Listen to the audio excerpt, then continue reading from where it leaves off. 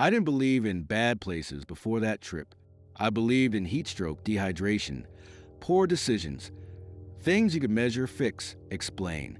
I was 33, worked as a survey technician, and spent more time in deserts than most people ever would. The desert wasn't haunted, it was just indifferent. That's what I told myself when I took the contract out near the Nevada-Arizona border, an isolated stretch of land slated for a solar farm, middle of nowhere, no towns for 50 miles. Just dry lake beds, low scrub, and old access roads that didn't always show up on GPS. I wasn't alone, at least not at first. There were three of us, me, Dale, and Marcus, all adults, all experienced, all used to long days under the sun. The first day was normal. Too normal, maybe. We set up our base, just a couple trucks, a portable shade canopy, and a water cache we'd hauled in ourselves. The wind was low, the sky clear. No wildlife, not even birds. That should have been the first sign. Dead quiet out here, Marcus said around noon, wiping sweat off his forehead. Deserts like that, Dale replied. Nothing wants to waste energy moving around. But I remember looking out across the flats and thinking it felt wrong. Not empty. Paused. Like something had stopped everything else from existing. I shrugged it off. That night, we camped by the trucks. Ate freeze-dried meals, drank warm water, complained about the heat. The temperature dropped fast after sunset, like it always does, and by midnight, it was almost cold. That's when I heard the first sound, a dragging noise. I thought it was the wind at first, pulling sand across the ground, but there wasn't any wind. The air was still, so still it felt thick. The sound came again, slow, uneven, like something being pulled or someone dragging their feet. I sat up in my sleeping bag. Dale, I called quietly. No answer. The sound stopped. I waited, listening hard, but the desert went completely silent again. Eventually, I lay back down and told myself I'd imagined it. The second day, things started going wrong. Marcus noticed it first. Our water's off, he said, holding up one of the containers. What do you mean, off? I asked. It's lower than it should be. Dale frowned.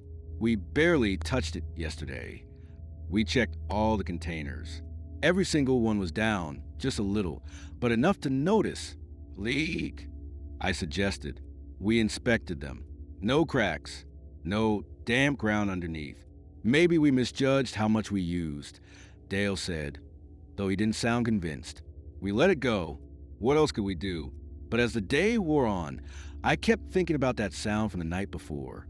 And the water. Someone would have had to walk right into camp to mess with it, and none of us had heard anything. That afternoon, Dale wandered a little too far out while taking measurements. We saw him, just a small figure against the pale ground, but then for a few minutes, we lost sight of him behind a slight rise. When he came back, something was off. You good? Marcus asked. Dale nodded, but he looked pale, not just sunburned, drained. Thought I saw something, he said. What? He hesitated. Another camp, out there. I looked in the direction he pointed. There was nothing, just flat desert. There's no one else out here, I said. I know, he replied. That's why it didn't make sense. What did it look like? He swallowed. Like our camp. We all laughed a little at that.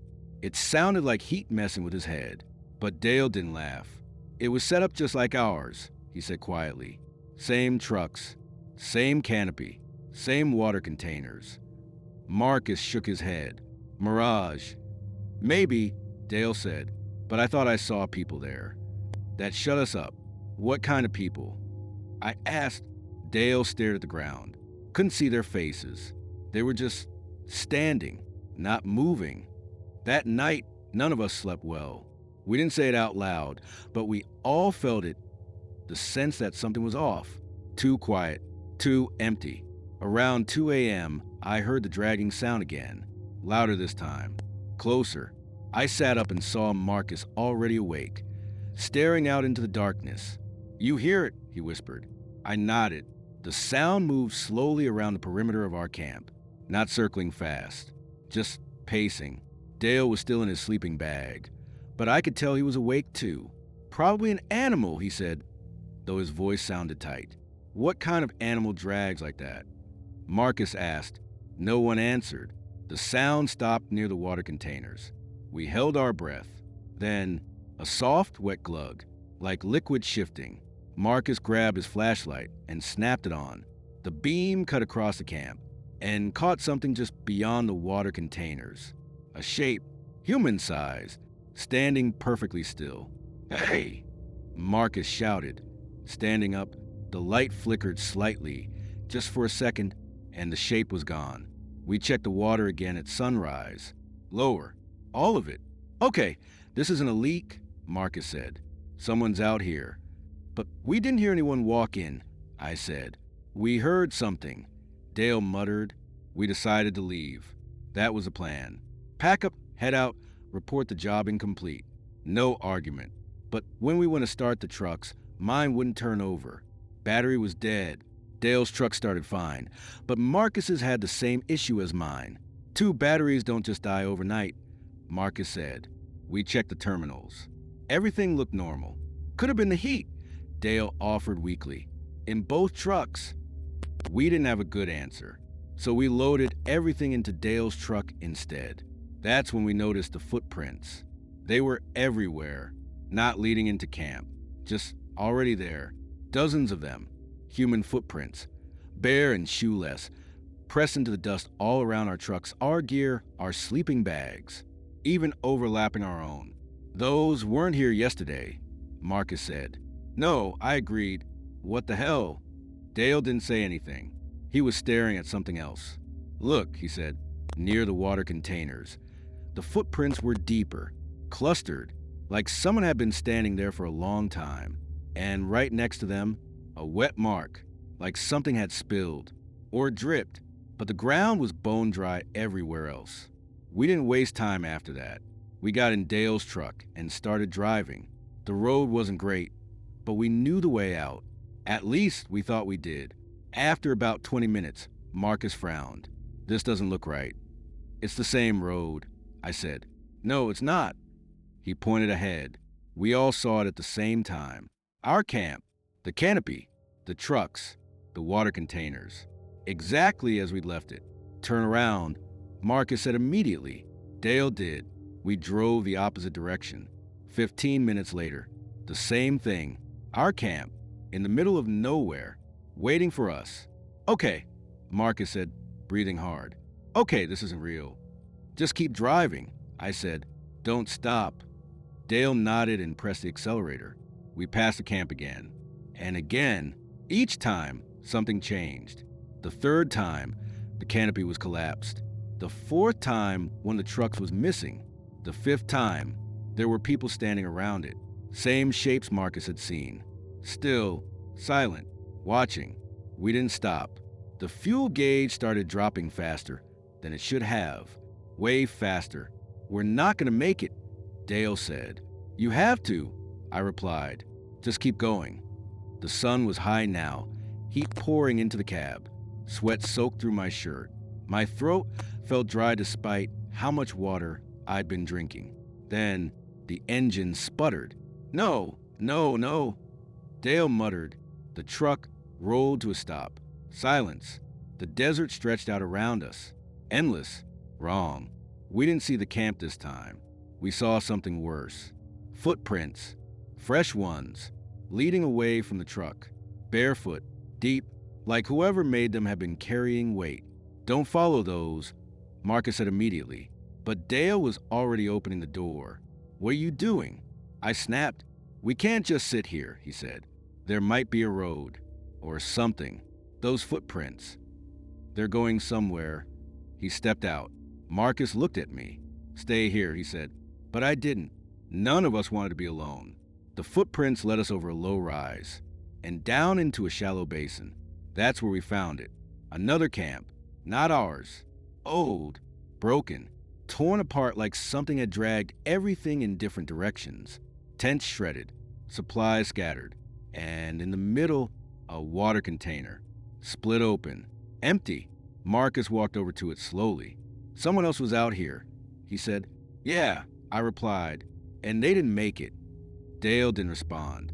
He was staring past the camp, at the far edge of the basin, at something moving. At first, I thought it was heat distortion. Then it got closer, and I realized it wasn't distortion. It was a person, walking slowly toward us, barefoot, dragging one leg slightly, just like the sound we heard. "Hey!" Marcus called. The figure didn't respond. It kept coming. As it got closer, I saw its face, or what should have been a face. It was wrong, not deformed, just empty, like it had been erased. No expression, no focus, just skin stretched over features that didn't quite line up. "Get back," I whispered. The thing stopped about 20 feet away, and then it looked at the water bottle in Marcus's hand and took one step forward. Marcus froze. "Don't move," I said. The thing took another step, then another, its dragging foot scraping softly against the ground. I could hear it now, that same sound. Up close, slow, patient, hungry. We backed away together. Slowly, the thing followed, not rushing, not stopping, just keeping pace, always watching the water. I don't remember deciding to run. I just remember running, back over the rise, back toward the truck. The thing didn't chase. It didn't need to, because when we got back, the truck was gone. In its place, another camp, ours, but older, worn, like it had been sitting there for years. And around it, footprints, dozens of them, circling, waiting. Marcus dropped the water bottle. The ground swallowed the sound. And in the distance, we heard it again, dragging, coming from every direction. I don't know how long I was out there. I don't remember how I got back. They found me walking along the highway 2 days later, dehydrated, alone, no sign of Dale or Marcus, no sign of any camp, no footprints, nothing. The report said I got lost, that heat and dehydration caused hallucinations, that my mind filled in the blanks. I signed the paperwork. What else could I do? But sometimes late at night I hear it, that dragging sound, slow, uneven, getting closer, and when I wake up, my water glass is always lower than it should be. When I was 31, I took a temporary job driving supply runs between remote utility crews in western Arizona. It paid better than anything else I could find at the time, and I told myself it would only be for 6 weeks. You drove bottled water, fuel cans, replacement tools, and medical kits out to crews repairing old transmission infrastructure in areas so isolated that some of the roads weren't really roads at all, just tracks in the dirt left by whoever had gone through last. The company gave me a white pickup, a paper route map, a satellite phone, and a list of rules that they repeated every morning like a prayer. Don't drive after dark. Don't leave marked routes. Don't approach unknown camps. If something looks abandoned, report it and keep moving. At the time, that last one seemed strange. There are plenty of harmless reasons for an abandoned vehicle or campsite in the desert. Mechanical problems, broken axles, someone getting picked up and coming back later. But the supervisors always said the same thing when new drivers asked. Report it. Don't investigate. Don't play hero. I assumed that rule existed because desperate people sometimes drifted out there. Smugglers, migrants, drug users, squatters, paranoid survivalist types. The desert collects people. It also hides them. On my first week, nothing unusual happened. It was all just long miles, washboard roads, heat shimmer, and old men in hard hats joking about my city hands. The problem started on a Thursday in late July. I remember the exact day because my route sheet had a handwritten note on it in red marker. Crew for didn't report in last night. Deliver and assess. That wasn't technically my job, but there was no one else available. A monsoon had rolled through farther south the evening before and tied up half the fleet. So I got loaded up before sunrise and headed west with a bed full of supplies, and a knot in my stomach I couldn't explain. Crew 4 was made up of 3 adults, a foreman named Rick, a welder named Tomas, and an equipment tech named Leon. I'd met them once. They were rough around the edges, but normal. The kind of men who lived on energy drinks and gas station food and liked to complain about management. They were working in an isolated substation site past a dry riverbed and about 9 miles off the nearest maintained road. I got there around 8:40 in the morning. The gate was open. Their two work trucks were parked inside. Nobody was there. At first, it looked like they might have stepped away. One folding chair was tipped over. A cooler sat open. Tools were laid out on a tailgate. One of the generators was still idling, low and ugly, burning fuel for no reason. I got out and called for them. Rick? No answer. Tomas? Nothing. Leon? Just a generator. I walked the site once, staying within view of my truck. There was no sign of a struggle. No blood. No torn up ground. No crash. No tracks leading off that I could make sense of. But there were odd little things that bothered me immediately. Rick's clipboard was sitting on a workbench where that day's checklist started, but not finished. Someone had written the date, the temperature, and the first two tasks. Then it just stopped halfway through a line, as if the person writing had turned their head at something and never come back. One pair of leatherwork gloves was lying in the dirt near the fence, and every water bottle I saw was empty. Not mostly empty, completely dry. That doesn't sound important until you've been in that kind of heat. By 9 a.m. out there, men who know what they're doing already drink constantly. You don't leave all your water empty unless something's gone seriously wrong. I radioed the office from the truck first. No signal. Then I used the satellite phone. A dispatcher named Denise answered. Supply 9, what's your status? I'm at Crew 4 site. I told her. Their trucks are here, equipment's here, but nobody's here. She paused for a second. Check immediate area, only. Do not leave the site perimeter. I already did. Any sign of an accident? No. Any sign of unauthorized persons? I looked around at the fence, the trucks, the flat open waste beyond the substation. Not exactly. Meaning, I hesitated. There are footprints outside the south fence line. How many? A lot. Maybe. I don't know. Hard to tell. They overlap. Boot prints? No. Another pause. Then she said very calmly, Get back in your truck. I did. Are the crew vehicles disabled? I haven't checked. Don't. Stay in your truck. The way she said it made the hair rise on my arms. What's going on? I asked. We're notifying county search and rescue. You need to leave that site now. I looked through the windshield toward the south fence line. The footprints were faint from where I sat, but I could still make them out. Pale impressions in the dust, dozens of them close together. They looked barefoot. Denise, I said, what am I looking at? Leave. Now. That should have been the end of it. It would have been if my truck had started. I turned the key. The engine clicked once and died. I tried again. Nothing. All the dashboard lights came on, but the battery had suddenly lost the strength to turn the engine. I felt a pressure change in my chest, like my body understood the situation before my mind did. Denise, I said, keeping my voice steady with effort. Truck won't start. She didn't respond for a second. Then, lock the doors. I locked them. Stay on the line. I checked the mirrors. Nothing moving. The substation yard was still and bright and empty. Heat already rippled above the gravel. You have water in the cab? She asked. 2 bottles. Ration it. Search and rescue is coming, right? Yes. How long? Another pause. Too long for you to be outside. That answer sat in the truck with me. I rolled the windows up a little more, even though the heat was becoming brutal. I didn't want to trap all the hot air inside, but I also didn't like how exposed the open glass made me feel. Can you see anyone? Denise asked. No. Listen carefully. If anyone approaches your truck asking for help, do not get out. I stared at the satellite phone in my hand. What? You heard me. That doesn't make sense. It doesn't have to. Do not unlock the truck for anyone. I wanted to ask more, but at that exact moment, I saw a movement beyond the south fence. Someone was walking through the heat shimmer. A man, adult from the look of him. Tall, no shirt, dark pants. Too far away to make out details. He was moving slowly toward the site with an uneven gait, favoring one leg.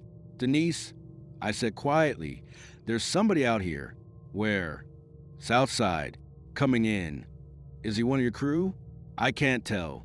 Stay in the truck. The man kept walking. I leaned forward, squinting. His skin looked deeply sunburned, raw red across the shoulders and chest. His head was down. He wasn't waving, wasn't shouting, just walking in a straight line toward the open gate. I felt a surge of relief that embarrassed me later.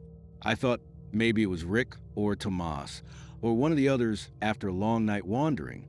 Then he got closer. It wasn't any of them. He was older than I'd first thought, maybe late 40s or 50s, but his face was hard to read because his skin looked tight and dry, like he'd been out there far too long. His lips were split white. His bare feet were black with dirt. He reached the gate and stopped, not at my truck, at the water cooler, sitting by the workbench. He looked at it for a long time. Then he turned his head toward me. Even through the windshield, I felt it. He knew exactly where I was. Man at the site entrance, I told Denise. He looks dehydrated. Is he speaking? No. Is he injured? I don't know. Do not approach him. I almost laughed at that. The guy looked like he might die if I didn't help him. Every instinct I had said to grab water, open the door, and get him into shade. That's what a decent person would do. But there was something wrong with how still he was. He wasn't swaying, wasn't stumbling, wasn't scanning for help. He just stood there with his head slightly tilted, like he was listening to something I couldn't hear. Then he walked to the cooler. He lifted the lid. Empty. He let it fall shut. Then he looked at my truck again. He started toward me. I clicked the lock again, even though it was already locked. He came to the driver's side window and bent slightly to peer in. Up close, he looked even worse than I'd thought. His face was leathery and deeply lined with sun damage. But it wasn't just dehydration. There was dust caked all over him, in the creases of his neck, around his ears, packed under his fingernails. His eyes were bloodshot, but focused. He raised one hand and tapped the glass. I lowered the window an inch before I could stop myself. Sir, are you okay? His voice came out hoarse and papery. They crossed the heat line. I frowned. What? The men here. They crossed it. Behind him, the generator continued its low, endless rumbling. Who are you? He ignored the question. They saw the truck and thought it was a road. That's what happens. You think one thing is another after enough hours. He lifted a hand and pointed east, out beyond the fence. Don't go past the marker drums. What marker drums? His eyes drifted to the bottles in my cup holder. Don't open the door, Denise said sharply in my ear. The man's gaze snapped to the satellite phone, then back to me. They won't come near if they think you're dead, he whispered. A burst of static cracked through the line, so loud I jerked. When it cleared, Denise was shouting my name. The man stepped back from the truck. Then he smiled. It wasn't a wide, crazy smile. That would have been easier to understand. It was small, almost sympathetic, and then he walked away from the site without another word. I watched him go until the heat shimmer swallowed him. Describe him, Denise demanded. I did. When I finished, she was silent for several seconds.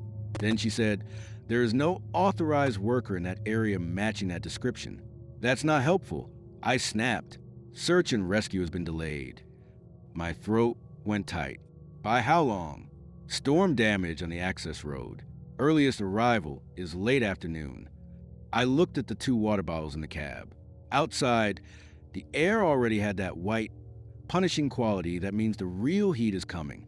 Then tell me what the hell is going on. Her answer was careful. Too careful. Over the past 8 years, there have been 4 incidents in that district involving abandoned camps and missing persons. Each site had signs of severe dehydration, disorientation, and tracks leading away from water sources. Tracks from who? We don't know. I gripped the steering wheel so hard my palm hurt. And you send people out there anyway? It's a large service area, and there's no formal hazard designation because nothing has been proven. Nothing has been proven.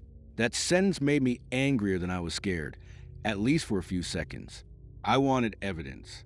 I wanted something measurable. A gas leak, contaminated groundwater, an illegal operation in the area. Anything better than the tone in her voice, which sounded like she was trying not to say something irrational out loud. Then I saw the marker drums. They were out past the substation, maybe 200 yards east, half hidden in the glare. 3 orange traffic drums standing in a rough line where there was no road and no reason for them to be there. I hadn't noticed them before. "Denise," I said slowly, "what are marker drums?" She went quiet again. That was answer enough. I looked through the windshield toward the drums.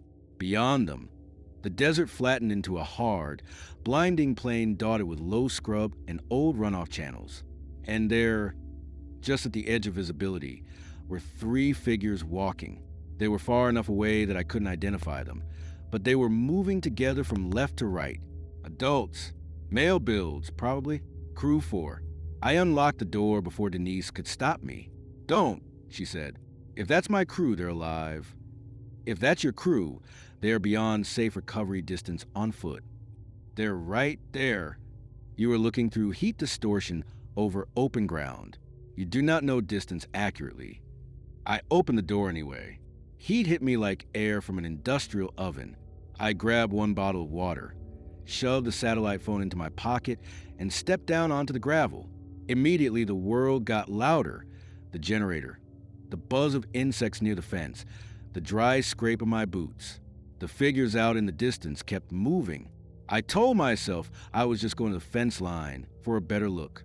That's all, just the fence. But once I got there, it didn't seem far at all. The marker drums looked close. The men beyond them looked slower now, as if they might collapse before I reached them. I climbed through the fence opening. The ground outside was packed hard, pitted with old tracks and those same overlapping barefoot prints I'd seen earlier. There were so many of them that they merged into churned patches. I kept walking. The heat out there wasn't like ordinary heat. It felt layered, like waves passing over each other. I could smell hot minerals, burned dust, sun-baked rubber from the drums. Sweat ran down my back instantly. Behind me, Denise was shouting to the phone in my pocket, but her voice sounded far away. I reached the first orange drum, then the second, then the third, and the world changed. That's the only way I can describe it. 1 step. Everything was harsh but normal. The next, it was as if all the sound had been pulled back several feet. The generator became faint. The insects vanished. Even the wind felt wrong, present but distant, like it was moving in another place. The 3 figures ahead had stopped walking. They were standing with their backs to me. I called out. No response. I kept going, faster now, heart pounding. When I got close enough, I saw they were all adult men in work clothes. Rick, Tomas, Leon. Their shirts were bleached with sweat and dust. Their necks were dark red from sun exposure. They were standing shoulder to shoulder, facing a shallow wash. "Hey!" I shouted. "What are you doing?" None of them turned. I came up behind Rick and reached for his shoulder. His skin was cold. Not cool from shade. Cold. I recoiled and finally moved around in front of them. All 3 were dead, standing upright, somehow balanced in the hard-packed dirt, as if they had simply stopped mid-step and never moved again. Their eyes were open. Their mouths were dry and slightly parted. Their faces were fixed toward the wash below them. And down in that wash were more people, at least a dozen. Some sitting, some lying on their sides, some on their knees with heads bowed. Every one of them adult, every one of them motionless. The desert had hidden them by color alone. Their clothing and skin tones blended into the dust so perfectly that from a distance they looked like stones. I stumbled back, so hard I nearly fell. The satellite phone was screaming static. Then, very faintly, I heard Denise again. "Get back inside the drums. Do not stay there. Do not look at them for long." I didn't need to be told twice. I ran. I remember my breath tearing in my throat, my boots slipping in loose gravel, the bottle slapping against my leg. I crossed back past the marker drums and sound of the world rushing all at once. The generator, the wind, even my own gasping breaths. I didn't stop until I was back in the truck with the doors locked. I sat there shaking so violently I could barely hold the phone. "They're dead," I said. "They're all dead." "I know," Denise said, and there was something like guilt in her voice. "You knew." "Not for certain." "You knew enough." No response. I looked out through the windshield toward the drums. Nothing was there now. No standing bodies. No wash full of people. Just heat shimmer and flat white earth. That was the moment I understood the oldest and worst thing about the desert. It doesn't always hide things by burying them. Sometimes it hides them in plain sight until you're close enough to belong there too. By the time rescue arrived, it was nearly sunset. County deputies came first, then search and rescue. They got my truck, started with a portable jump pack, like nothing had ever been wrong with it. I was taken to a clinic for dehydration and observation. I gave my statement twice that evening and once again the next day. Officially, the report blamed an extreme heat exposure event combined with navigational disorientation. Crew 4 had apparently left the site on foot after consuming their water, though nobody could explain why experienced utility workers would do something that reckless in daylight. No mention was made in the report of the older barefoot man. No mention was made of the wash full of bodies. When I asked one deputy about it, he told me they recovered 3 deceased workers east of the site and that I should avoid reading rumors online. That answer bothered me more than if he called me a liar. 3 workers, not 15, not the others. A week later, I turned in my keys and quit. I still don't know what the heat line actually was. Maybe it was just a phrase used by drifters and lost people for the point where judgment collapses. Maybe there's some atmospheric effect out there that distorts distance and sounds so badly that people walk toward death without knowing it. Maybe the barefoot man was real. Maybe he'd seen it happen before. Maybe he'd even survived it once himself. Or maybe the desert simply keeps a boundary in certain places. And if you cross it while thirsty enough, you begin to see where everyone else went. I haven't gone back, and I never will, but every summer, when the air gets hot enough to ripple above the highway, I think about those orange drums. And I think about Crew 4 standing there in a line, facing the wash like obedient men waiting for instructions. The part that still wakes me up isn't that they died. It's that from a distance, they looked patient, like they were listening. Like something in that empty place had called them over one by one, told them to come closer, and promised them water just a little farther out. And the worst part is this. When I close my eyes, I can still picture the wash below them. All those adults sitting quietly in the dirt, not collapsed, not scattered, just gathered, as if they had all arrived at different times, from different roads, under different suns, and somehow ended up waiting for the same thing. I used to do roadside assistance in southern New Mexico, not the city kind, where you change a flat tire in a grocery store parking lot and get a $10 tip from somebody in a hurry. I mean the long-haul kind, dead batteries on roads with no shoulder, overheating trucks 40 miles from the nearest gas station, stranded tourists who ignored every warning sign and drove into places they had no business driving into. Most of the calls were routine. Miserable but routine. You carry water. You bring extra fuel. You keep a tow strap, a jump box, a first aid kit, and a satellite messenger in the truck. You do not assume the customer is where they said they'd be. You do not trust GPS in the open desert. You do not leave paved roads after dark unless someone is actively dying. I was 34 at the time, old enough to have some sense and young enough to think experience could save me from everything else. The call came in on a Tuesday in August, late enough in the season that the heat had gone from brutal to personal.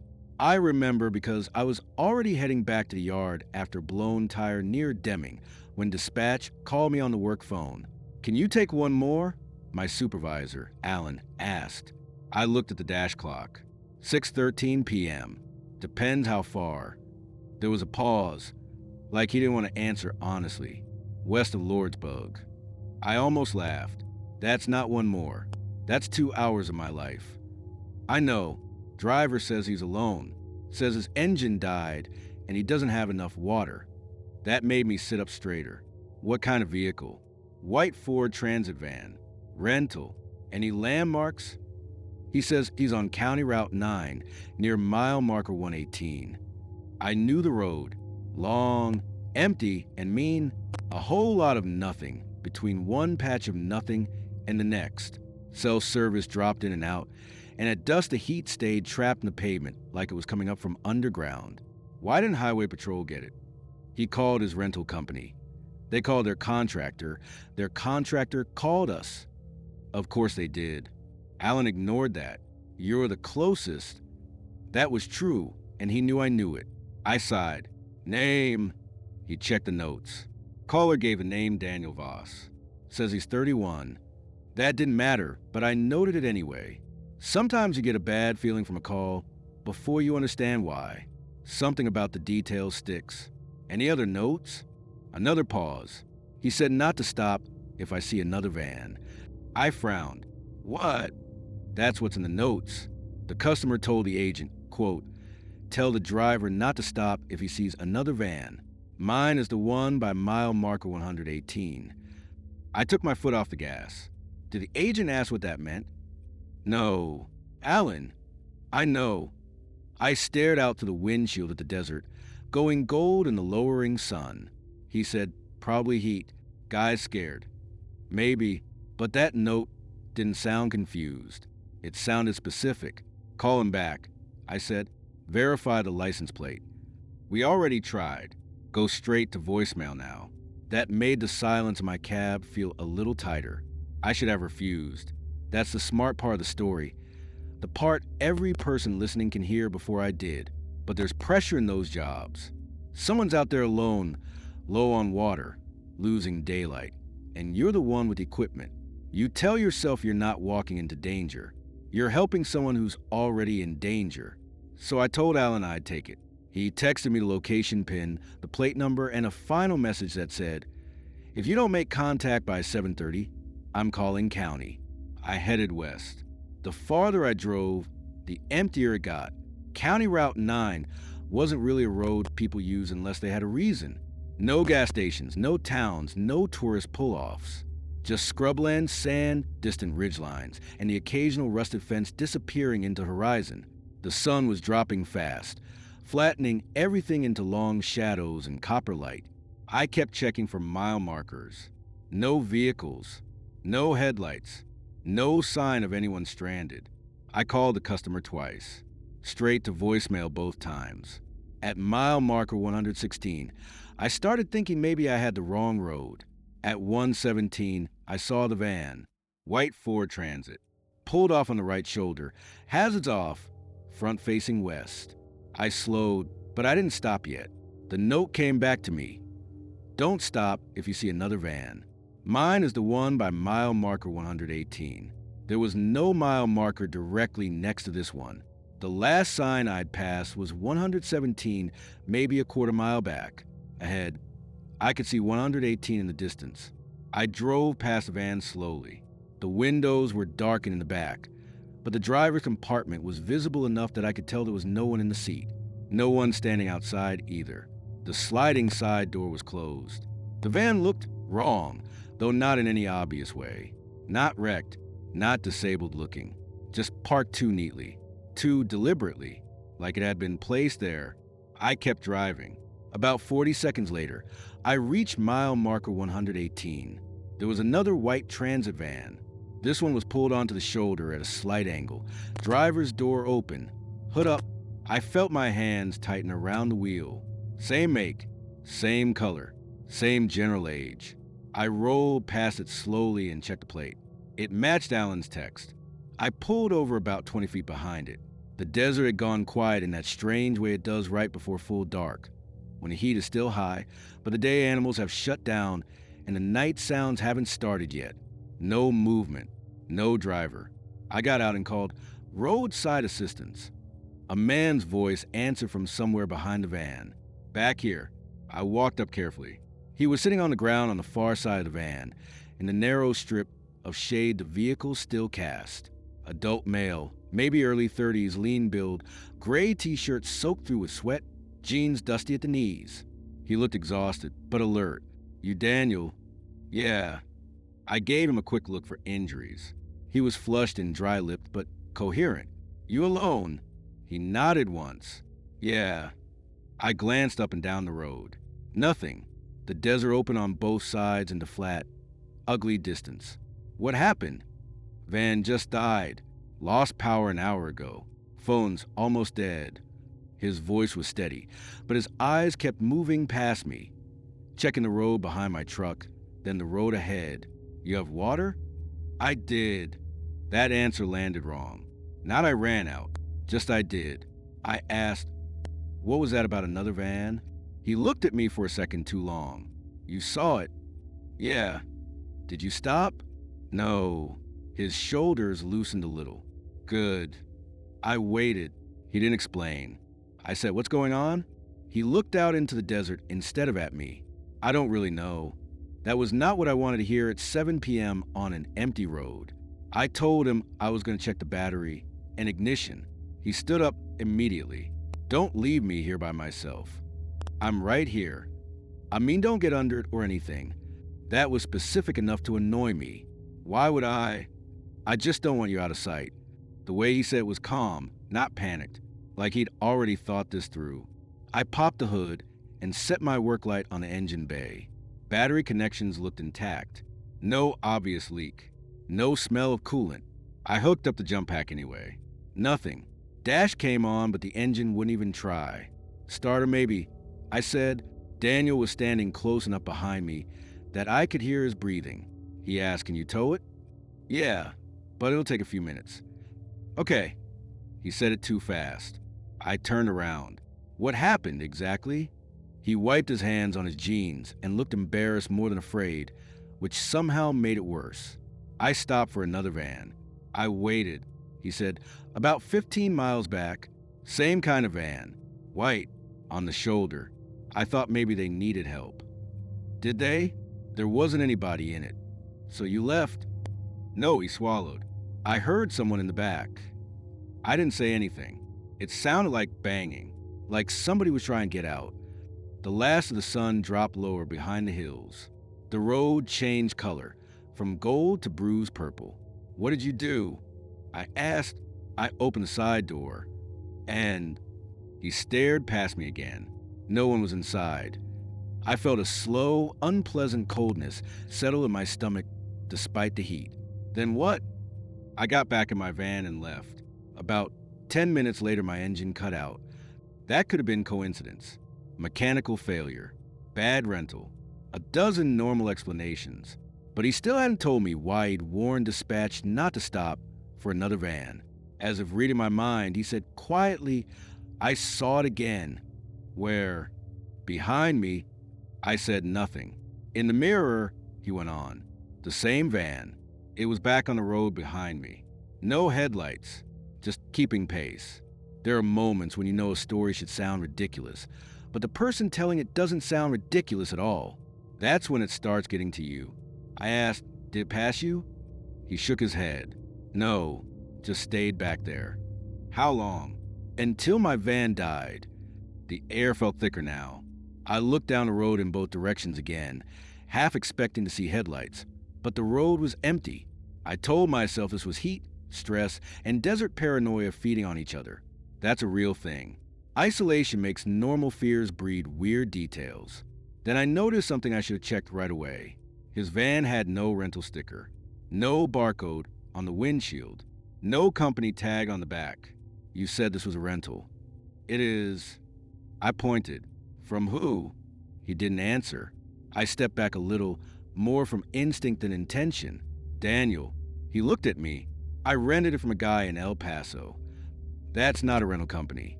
No. That silence went on too long. Then, from somewhere down the road behind us, I heard a sliding door open. It was a soft, unmistakable mechanical sound. Both of us turned. Far back the way I'd come, I could just make out the shape of the other van in the fading light. Its side door was open now. I hadn't seen it open when I passed. Neither of us spoke. Then Daniel said, without taking his eyes off it, that's why. I don't mind admitting this part. I was scared enough to leave right then. Leave him. Leave his van, call county from 10 miles away. I thought about it. I really did. But walking back to my own truck meant turning my back on that second van. And something about the road now felt occupied, not by traffic, by intention. I said, get in my truck. He nodded instantly. We moved fast, circling around the front of his van toward mine. I didn't run. because running makes bad situations become worse ones. But I walked as fast as I've ever walked while pretending not to panic. We were maybe halfway there when I heard another sound, a slow knocking, not from behind us, from inside Daniel's van. 3 knocks, then silence. He stopped walking. I grabbed his arm and kept moving. "Don't. That wasn't there before," he whispered. "Exactly." We got in my truck and locked the doors. I started the engine immediately. I threw it into drive, and nothing happened. The engine stayed on. The truck idled fine, but the shifter wouldn't engage. I tried again. Parked to drive. Nothing. Reverse. Nothing. The dashboard flashed a transmission warning I had never seen before in my life. "No," I said out loud. Daniel made a sound like a laugh and a groan at the same time. Mine did the same thing. I killed the engine and restarted. Same result. Outside, darkness was settling fast. The open side door of the other van looked like a black cut in the landscape. Then the dome light came on inside it. Yellow and weak, just enough to show movement. Someone stepped down from the van. An adult man. That much was clear even at a distance. He was tall, thin, and moving stiffly. He stood beside the open door and looked in our direction. Then another man stepped out behind him. Then another. All adults. All male from what I could tell. None of them speaking. None of them hurrying. They started walking toward us along the shoulder. My mouth went dry. Daniel whispered. When I opened the van, there was nobody inside. I reached for the work phone and called Alan. No signal. I grabbed my personal phone. Nothing. Daniel was already fumbling for my satellite messenger from the center console. I took it, hit the emergency preset, and sent coordinates with distress flag. Then I sent a manual message to Alan. Immobilized at marker 118. 2 vans. Multiple unknown adult males approaching. Call County now. The men kept walking. There were 4 now. No, 5. I don't know where the others came from. Maybe I hadn't seen them at first. Maybe they had been crouched in the ditch. But there were 5 adult men moving toward our truck, spread out enough that they'd be hard to avoid if we tried to bolt on foot. No weapons that I could see. No yelling. That almost made it worse. One of them drifted toward Daniel's van and put a hand on the open driver door. Then he looked at us through the windshield. His expression was unreadable in the dim light, but I could see enough to know one thing. He was smiling, not wildly, not like some movie maniac, like somebody trying to seem reassuring. Daniel made a choking sound next to me. That's him. Who? The driver. Of the first van? He nodded once, eyes fixed. The adult male by Daniel's van raised one hand and made a small motion with his fingers, like he was calling us closer. A normal gesture. Friendly, even. I felt every hair on my arm stand up. The men spread out farther. One drifted behind my truck. One stayed near the front of Daniel's van. The others kept walking straight toward us. Daniel said, "They don't want us driving." That was obvious enough by then. What do they want? He looked at me and said the worst possible answer. "I think they want us to get out." The first knock on my truck window nearly made me yell. It came from the passenger side rear door. One of the men was there already, close enough that I had no idea how he'd crossed the distance so fast without me noticing. He bent slightly and tapped the glass again. He was older than I expected, maybe 50s. He mouthed a word through the glass. I'm not completely sure, but I think it was water. Then another man knocked on the driver's side rear door. Then another at the passenger window, beside Daniel. 3 sides of the truck at once. All calm, all patient, no one shouting, no one trying to handles, just looking in.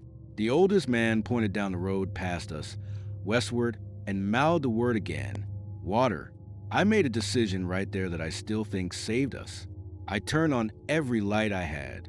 Headlights, roof strobe, side work lamps, rear flashers, full illumination. All 3 nearest windows went empty at once as the men stepped back from the light. Not running, just retreating far enough to be harder to see.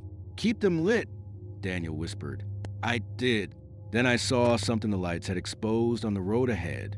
Another vehicle, farther west, maybe 80 yards out, half off the shoulder. White. A van. I had not seen it before. Same model again. Parked facing us. Its headlights were off. Its windshield reflected my beams like a pair of dead eyes. There were too many vans. That thought hit me harder than anything else. Too many. From behind us came the metallic rattle of a handle being tried. The rear door, then the other rear door. Not violent. Testing. Daniel spun in his seat and shouted, "Stop." The rattling paused. Then came a voice from behind the truck. Calm. Adult male. "You boys got water?" That was the first actual sentence any of them had spoken, and it was somehow worse than silence. I yelled back, "County's on the way."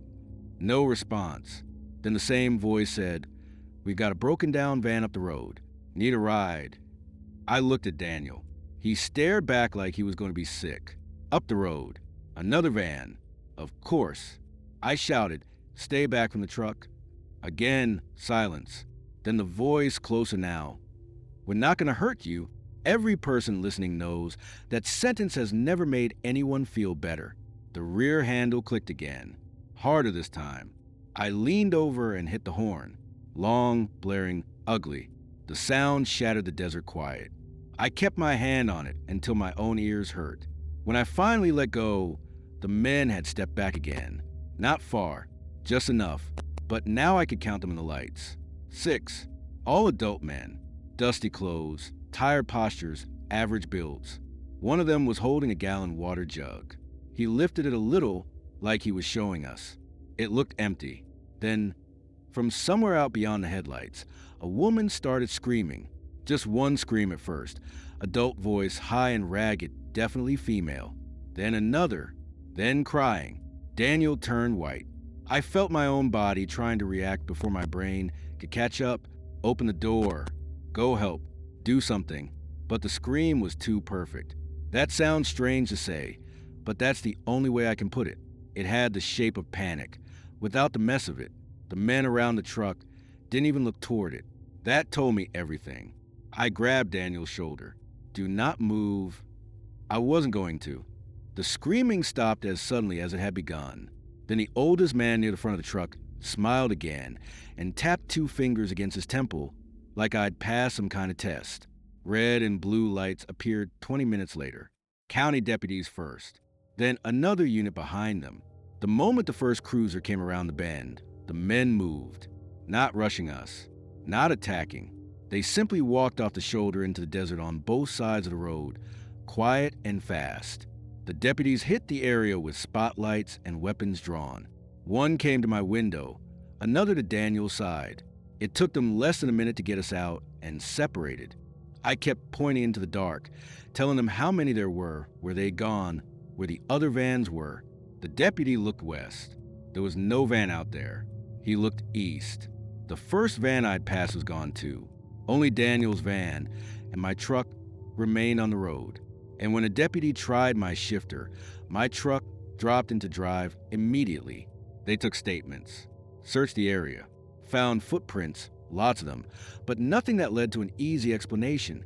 No camp, no weapons, no abandoned vehicles, no woman, no bodies, nothing but the road, the dark, and our word against it. Daniel admitted his name wasn't Daniel Voss. He'd lied because he was transporting cash for his employer and didn't want that on a recorded assistance call. Officially, there was no attempted assault, no robbery, no suspect vehicle. I quit roadside work 3 weeks later. Here's the part one still can't explain. About 2 months after it happened, I was fueling up outside Las Cruces when I saw a white transit van at the far edge of the lot. Same make, same age, same dark rear windows. Maybe not the same van. Maybe there are thousands just like it. But I stayed in my truck and watched. An older man stepped out from the passenger side and looked across the lot at me. He smiled. Then he raised one hand and made a small motion with his fingers, the same one the driver on the road had made, calling me closer. I left half a tank unpaid for and drove off before the pumper seat had even printed. To this day, I don't stop for stranded vans on empty roads after dark, because I still think about mile marker 118, about how calm those men were. about the fake scream in the dark. And sometimes I wonder how many people pulled over before me. How many adult drivers saw a van on the shoulder, told themselves they were doing the decent thing, and stepped out into that last bit of evening light, thinking they were about to help someone, only to realize, a few seconds too late, that on that road, they had never been the ones being asked to stop. They were the reason the van was there. In 2021, I took a seasonal job photographing and cataloging remote properties for a bank in Arizona. It sounds boring because it mostly was. The bank had acquired a backlog of foreclosures, tax liens, and abandoned parcels in rural areas, and they needed updated records. Clear photos of structures, access roads, utility poles, fencing, water tanks, damage, that kind of thing. Most of it was done by independent contractors because the locations were too spread out for banks' regular employees to deal with. It paid well enough that I ignored the part of the job I hated most. Being alone for hours in places where no one would hear you if something went wrong. I was 32 then, divorced, behind on rent, and taking any contract I could get. I had decent equipment, a used Tacoma with good tires, 2 cameras, a satellite communicator, and enough desert experience to think that made me prepared. Most of my assignments were dull. Drive out, unlock a gate if there was one, shoot exterior photos, note any changes, upload everything when you got service again. Half the time the property was nothing but a collapsing mobile home or a cinder block structure with busted windows and a dry tank out back. The assignment I can't stop thinking about came in late September. It was flagged priority because a file had been sitting unresolved for years. According to the paperwork, it was an old roadside motel built in the 70s, shut down sometime in the early 2000s, and tied up in a tangle of tax issues, inheritance disputes, and county violations. The bank wanted current photos because somebody was finally trying to settle ownership. The address didn't help much. It was off a secondary highway in a stretch of desert between 2 small towns, both far enough away that neither could really claim the place. The GPS pin landed on an access road, but the actual structure sat almost a mile off the pavement. There was one extra note in the assignment file. Previous contractor did not complete inspection. No photos uploaded. No explanation provided. That was common enough that I didn't think much of it. People flake. Trucks break down. Heat gets bad. Sometimes you reach a property and there's obvious squatter activity, and you decide the payment isn't worth the risk. I headed out a little after noon and reached the highway turnoff around 3:30. That first part was normal. Empty road, pale sky, heat still radiating off the asphalt even though summer was technically over. The access road was little more than 2 worn tracks through scrub and caliche. I drove slow to avoid shredding a tire. About half a mile in, I passed a sign. It was old plywood screwed to 2 metal posts. The paint had peeled badly, but I could still read the faded red letters. No vacancy. It made no sense where it was. The actual motel wasn't even visible yet. The sign stood by itself beside the road like something that had been moved and never put back properly. I almost took a picture right then because it was odd enough to be useful for the report, but I figured I'd get it on the way out. That turned out to be one of the smaller mistakes I made. The motel appeared around the next bend. It had probably once been the kind of place where people stopped for one night because there was nothing else for 40 miles. 12 units in a long single-story row, office attached on one end, separate manager's house out back, all of it built from stucco and cinder block that the desert had slowly started reclaiming. The roof over several units had collapsed inward. The pool was a concrete pit full of sand and weeds. A chain-link fence hung open near what used to be the parking area. There were no cars, no obvious campsite, no smoke, no sound except wind pushing across the building edges. I parked facing back toward the access road, which is something I always did out of habit. Easier to leave fast if you need to. There was an iron sign over the office entrance, most of the letters missing. I could only make out Asian Motel. Not much shade left anywhere. The sun had shifted enough that the front walkway was half in shadow, and that was where I started taking pictures. I documented the parking lot, the office, the room doors, the broken windows, the utility box. Standard stuff. I spoke notes into my recorder as I worked. Unit row north facing. Significant structural deterioration. Evidence of weather exposure. No current vehicles present. No visible utilities active. My own voice sounded too loud. You notice that in empty places, sound doesn't echo properly. It just sits there. The office door had no lock left on it. Inside was what you'd expect. Counter torn up, drawers emptied, old brochures rotted into clumps, ceiling tiles hanging down. Somebody had spray painted the far wall years ago, but the paint had run into heat and age until the words were hard to read. I took a few shots anyway. Then I smelled coffee. Fresh coffee. It wasn't strong and it didn't last long, but it was unmistakable. I stood still and listened. Nothing. The office had no power, no machines, nothing but dust and heat and dead air. I told myself the smell must have clung to the place somehow, trapped in old materials and released by temperature. That explanation felt stupid even while I thought it. I left the office and moved down the row of units. Most doors were either open or broken inward. I only photographed interiors from the threshold because the assignment didn't require full walkthroughs, and I didn't like entering unstable buildings alone. The rooms were all variations of the same thing: mildewed mattresses, stripped fixtures, animal droppings, old water damage. In Unit 6, something changed. The bed was made. Not neatly, not recently, but made. Blanket pulled up, pillow centered. There was a glass on the nightstand with maybe an inch of brown liquid in the bottom. Not fresh enough to identify, but not dried out either.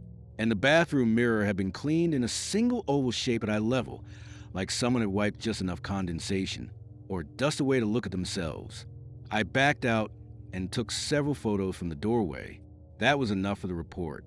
Evidence of possible recent human presence. Potential trespasser activity. Not my problem. I was already deciding to cut the inspection short and call the bank from the highway when I heard the room door close somewhere behind me. A solid interior latch sound. Not a slam, just the door being shut carefully. I turned. The motel row was empty. Wind moved a strip of old curtain in one of the broken windows farther down. That was all. Hello? I called. No answer. I hated that I called out at all. It always feels like a dumb movie decision, but total silence makes you do things you wouldn't normally do. I stepped off the walkway and looked toward the manager's house behind the motel. It sat maybe 60 yards away, slightly raised on a patch of harder ground, with a detached shed and a rusted water tank nearby. One curtain in the front window moved. I saw it clearly. A short pull to the side, like someone had been looking out and let the fabric slip from their fingers. That was enough for me. Illegal occupant, maybe more than one. I started walking back toward my truck. About halfway there, I heard gravel crunch behind me. I turned again and saw a man standing by Unit 10. Adult, maybe 40s, average height, dark hair, tan work shirt, jeans. Nothing theatrical about him. If I'd seen him at a gas station, I wouldn't have looked twice. He was just standing there with one hand resting on the railing, watching me. I raised a hand, trying to look more confident than I felt. Hey, I'm just doing a property survey. He didn't answer. I'm leaving. Still nothing. Then, without breaking eye contact, he lifted his other hand and pointed toward the office. Not urgently, just indicating it. I don't need anything, I said. He pointed again. Then he turned and walked into Unit 10. I heard the door shut. I waited 5 seconds, then 10. No movement. I got in my truck, locked the doors, and reached for my phone out of reflex, even though I already knew there was no signal. The satellite communicator was in the center console. I pulled it out and considered sending a check-in just to create a timestamp, but part of me felt stupid. I had seen one silent guy in a ruined motel. That wasn't exactly an emergency. Still, something felt off enough that I typed a preset message to my brother. At remote property. Occupied by at least one unknown adult male. Leaving now. I hit send. Then the device failed to transmit. No satellite lock. That had never happened to me in open desert before. I held it up near the windshield. Nothing. I started the truck. Engine on. Good. I put it in reverse. Nothing. The engine revved. The truck didn't move. I checked the parking brake, even though I never use it on flat ground. It was off. I tried drive. Same thing. Truck idled normally but would not engage. That's the kind of mechanical problem I would normally still classify as fixable, but not there, not then. The timing alone was enough to make my hands start shaking. I shut it off, restarted, and tried again. Still nothing. When I looked up, the man was standing in front of my truck. He had come out of Unit 10 without me hearing the door. Same clothes, same neutral expression. Standing maybe 15 feet ahead of the bumper, not blocking aggressively, just present. Then another man stepped out of the office. Then another from behind the manager's house. All adults, all male from what I could tell. None of them hurrying, no weapons visible. That made it worse somehow. People with obvious bad intentions are easier to understand than people who move like they're following a routine. I locked the doors again, though they were already locked. The first man walked to the driver's side window and bent slightly so he could see in. Up close, he looked sun-damaged and tired, but not wild. His face was calm, almost bored. He tapped the glass once with one finger. I didn't respond. He smiled a little and spoke through the window. I couldn't hear the words. He tapped again and pointed toward the motel office. Then he took one step back, like he was giving me room to get out. I shook my head. His smile faded. He stood there for another second, then walked away from the truck and disappeared into the office. The other two men also left my line of sight, one around the far end of the unit row, the other behind the manager's house. That should have made me feel better. It did not. I've thought about why a lot since then. The best explanation I have is that open threats give you options. Ambiguity doesn't. If someone yells at you, demands money, tries to break in, your body knows what category to put that in. But those men acted like I was expected, like I had arrived late for something already underway. I kept trying the truck every minute or so. Nothing. The sun dropped lower. The light turned that ugly desert orange where every shadow looks deeper than it is. I decided to stay inside, blow the horn if they approached again, and wait for the satellite communicator to lock. 5 minutes passed. 10. Then I heard a woman crying. It came from the manager's house. Soft at first, then clearer. Adult voice, definitely female, crying the way someone does when they're trying not to be heard. Not screaming. Contained. Hopeless. I froze with my hand on the communicator. There are few sounds more effective than that if you want to make somebody ignore their instincts. I told myself what I would tell anyone else. You are alone. You do not know what's going on. You do not get out for voices. But the crying continued. Then it stopped and a man said something too muffled to make out. Then the crying started again. I leaned across and hit the horn twice hard. The sound blasted across the motel lot. The crying stopped instantly, not faded. Stopped. No door opened. No voice answered. Nothing moved. That was when the fear became something colder. Because if there had really been a woman in distress, the horn should have changed something. Panic, yelling, movement, reaction. Instead, it was like I had interrupted a recording. I sat very still and looked at the manager's house. One of the curtains shifted again. Someone was in there, or wanted me to think they were. My communicator finally picked up 1 weak bar of satellite connection. I hit the SOS preparation screen, hesitated, then sent a direct message instead to the emergency contact service. Vehicle disabled at abandoned motel property. Multiple unknown adult males present. Possible attempted luring. Need law enforcement welfare check. The message hung on sending long enough to make me sweat more than the heat already had. Then it went through. Almost immediately after that, there was a knock on the rear passenger side window. I turned so fast I strained something in my neck. A different man stood there. Older, maybe 50s. Balding. Sunburn across the scalp. He held up a key ring and shook it slightly so I could see it. Then he mouthed very clearly, "Office." He pointed to the ignition area of my truck, then to the office again, like he was telling me they had what I needed. He wasn't wrong. At that moment, I would have believed they had a transmission specialist and a tow truck parked in there.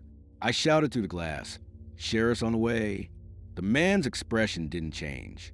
He just leaned a little closer and said something else I couldn't hear.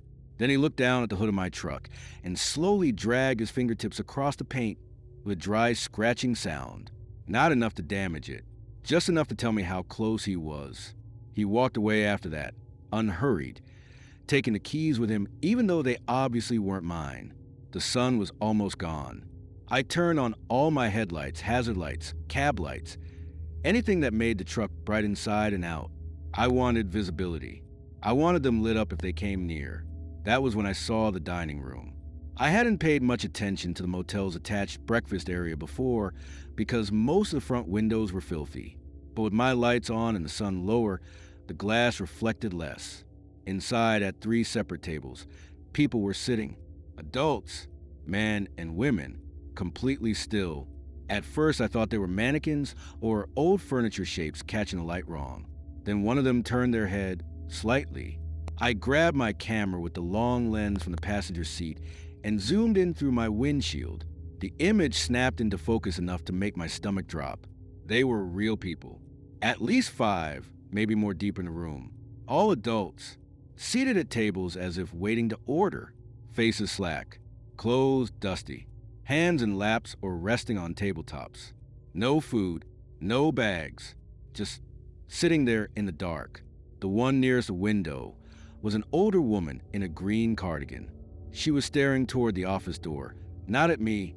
Another was a heavy-set man in a stained white button-up, head tilted slightly downward. A third looked younger, maybe late 20s, but old enough to clearly be an adult male. None of them spoke. None of them moved except for tiny, delayed head turns. I don't know why that shook me worse than the men outside, but it did. The men outside were active. They had intention. The people in the dining room looked processed, like they'd been waiting so long. They had forgotten what for. I took several photos on reflex. That flash of camera screen inside my cab must have caught someone's attention because a light came on in the office. Not electric overhead light, more like a lamp, yellow and weak. And in that warm square window, I saw a reception bell sitting on the counter. Then I heard it ring. Just once. A clean little ding. No one visible near it. Then after a pause, it rang again. There are normal sounds that become unbearable in the wrong place. A motel bell is one of them. A woman's voice came from outside my truck then, from somewhere near the front passenger side. Adult, calm, not crying. We have your reservation. I went cold all over. It was the first clear sentence I had heard out there. I couldn't see her from my angle. She said it again, a little louder. We have your reservation. I gripped the steering wheel and said nothing. Then, you're late. Her tone wasn't angry, just mildly inconvenienced, like I'd kept a real business waiting. I leaned over enough to see the passenger side mirror. A woman stood by the front fender. Adult, maybe 40s, dark hair tied back. Motel housekeeping uniform faded nearly white by sun and time. She held a stack of folded towels against one hip. She looked directly at the windshield and smiled. Not huge, not theatrical, a customer service smile. I've had nightmares about that smile more than anything else. She lifted one towel from the stack and pressed it flat against the hood of my truck, smoothing it with both hands as if preparing a room. Then she walked away toward the office. I don't know whether the engine would have engaged at that exact moment, or whether it was coincidence, but when I turned the key again and shifted into reverse, the truck finally moved. I did not pause to question why. I slammed it backward so hard I sprayed gravel, spun half sideways in a lot, corrected, and shot toward the access road. As I passed the office, the front door stood open. All the men I had seen earlier were inside the doorway, shoulder to shoulder, watching me leave. The woman in the housekeeping uniform stood beside them with the towels in her arms. And behind them, dimly visible in the office lobby, were more people seated in the waiting chairs. Adults, still facing forward. I hit the main road without blowing a tire, which feels like the only lucky thing that happened that day.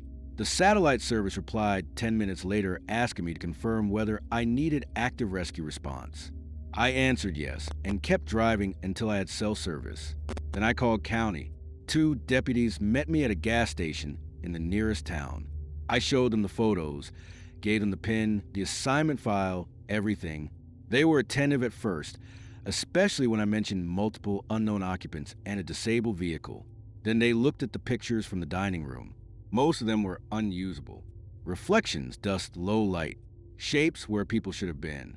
The clearest image, the one of the older woman in green, showed a figure in a chair, but the face was too dim to make out, and the whole frame looked distorted by glass. One deputy asked if I had gone there expecting to find squatters. I said yes, sort of. He nodded in a way I didn't like. They drove out that evening, I'm told, found the motel, found signs of long-term trespassing in some units, but no group of people, no working lights, no housekeeping woman, no active occupation. Just an abandoned property with evidence that drifters or transients had used it off and on over the years. They asked if I wanted to press charges against unknown persons for tampering with my vehicle. I said yes. Nothing ever came of it. About a week later, I got a call from the bank's regional coordinator. She sounded irritated more than concerned. She wanted to know why I had marked the property report as unsafe, suspected organized occupancy. Do not reassign without law enforcement. I told her exactly why. There was a pause, and she said, "That's strange." I asked what was strange. She said the previous contractor, the one who had never uploaded photos, had written a single note into the internal comments before disappearing from the assignment. Just one line. They kept telling me I already had a room. The bank had assumed he meant squatters. He had never answered follow-up calls, so they simply reassigned the file months later, then years later, until it landed on me. I quit doing isolated property work not long after that. But the reason this still bothers me isn't the obvious part. It's not just that there were people there, or that they may have been using the motel to lure whoever showed up alone. It's the atmosphere of it, the organization, the way everything was arranged to feel almost normal. The bed made in Unit 6, the coffee smell, the reception bell, the woman with the towels, the seated adults in the dining room, waiting with that drained, obedient stillness. It didn't feel like random trespassers living in a ruin. It felt like a business trying very hard to continue after the world had already ended around it. A few months after the incident, I made the mistake of checking the county parcel records out of curiosity. The old motel finally had a settled ownership history attached to it. The original name was listed there in a scanned tax document, the Reservation Motel, that explained the iron sign over the office. But there was something else in the file, an attached scan of an old brochure from the 80s, probably included by accident. It had a faded photo of the front office and the slogan underneath, "A place worth stopping for." I don't know why that got to me more than everything else, but it did, because that was exactly what it had been trying to do. Not chase me, not threaten me, just stop me, keep me there long enough to step out, walk into the office, ring the bell, sign the register, and become one more tired adult sitting patiently in that dark dining room, waiting for a room that was somehow always ready. And the worst part? Sometimes when I'm on long drives through empty country, I pass old roadside motels that have been closed for years. Most of them are just dead buildings. But every now and then I'll see one with a curtain moving, or a porch light on where there shouldn't be power, or a vacancy sign still standing by the road, even though there's nothing left to rent. And I never look too long, because I'm still afraid that one day I'll see a woman in a faded housekeeping uniform standing by the office door, smiling like she recognizes me, like she remembers I never checked in, like my room is still being held. In 2022, I took a contract job assisting on an environmental assessment in southeastern California, not far from the Arizona line. It wasn't glamorous. A private energy company wanted to buy a big stretch of desert for a future battery storage site, and before they could move forward, they needed biologists and field techs to walk the land, log animal burrows, note protected plant life, photograph erosion channels, and mark anything that might delay development. I was 35 then, and I had done enough short-term field work that I knew the rhythm of jobs like that. Wake up before sunrise, drive out in the dark, work until the heat started actively trying to kill you, then get back to whatever motel the company was paying for, and do data entry until your eyes crossed. It was supposed to be a 10-day job. There were 5 of us in total, all adults, 2 biologists, 2 general field techs, including me, and the project lead, a woman named Erin who was in charge of the mapping equipment and daily assignments. The site was huge. Flat desert broken up by dry washes, low ridges, creosote scrub, and abandoned ranch fencing that showed up out of nowhere like the bones of something buried years ago. There was one dirt access road cutting the property from west to east, plus old tracks branching off into places that no longer had any reason to exist. The company had rented us 2 trucks and a job trailer for shade and supplies. Every morning we split into pairs, walked our assigned transects, and checked in by radio every hour. The first 2 days were miserable but normal. On the 3rd day, we found the flags. Survey flags are common in desert work. Little strips of bright tape tied to thin wire stakes. You see them all the time, pink, blue, orange, lime green, marking boundaries, sample sites, utility lines, or previous studies. But these weren't ours. I found the first one near a dry wash around 9:15 in the morning. It was a strip of faded red plastic tied to a piece of rusted wire jammed into the ground. No label, no writing, just old, sun-stiffened tape fluttering in the wind. I radioed Erin. "You guys have older survey markers on the west side?" "Not red," she answered. "What kind of stake?" "Just wire. Looks homemade." She paused. "Could be old grazing markers. Ignore unless there's a cluster." There was a cluster. Within the next half hour, my partner Ben and I found 11 more of them, all the same red tape, all pushed into ground at irregular intervals like they were outlining something only the person who placed them understood. Ben crouched beside one and said, "These aren't official." I looked around. The flags wandered off over a low rise and disappeared into bright glare. "People mark weird stuff all the time," I said. "Claim boundaries, hunting spots. Who knows?" Ben pulled a face. "Then why no writing?" I didn't have an answer. We photographed a few and moved on. At lunch, Erin checked our map and frowned when she saw where they were. "That's odd," she said. "What?" I asked. She zoomed in. The old parcel line isn't there. There shouldn't be any reason for someone to mark that corridor. Marcus, one of the biologists, looked up from his sandwich. "What kind of flags?" "Red." He went quiet for a second. Then he said, "Take them seriously." We all looked at him. "What does that mean?" Erin asked. He shrugged too casually. "Just saying, don't follow random markers in the desert." Ben laughed. "You say that like it's a known thing." Marcus peeled the label off his water bottle with one thumb. "My uncle used to work search and rescue in Imperial County. He said sometimes people leave trails out there to guide you somewhere you don't want to go." That got a short laugh from the table, but not from Marcus. Erin asked, "Guide who?" He looked out past the trailer toward the open desert. "Anybody curious enough." Nobody had a good comeback to that. The next morning, our assignments shifted, and I got paired with Erin. We were sent to finish a vegetation survey near the same corridor where Ben and I had found the red flags. By then, I'd mostly written them off as old junk. That changed around 10 a.m. We were walking parallel lines about 30 yards apart when Erin called my name.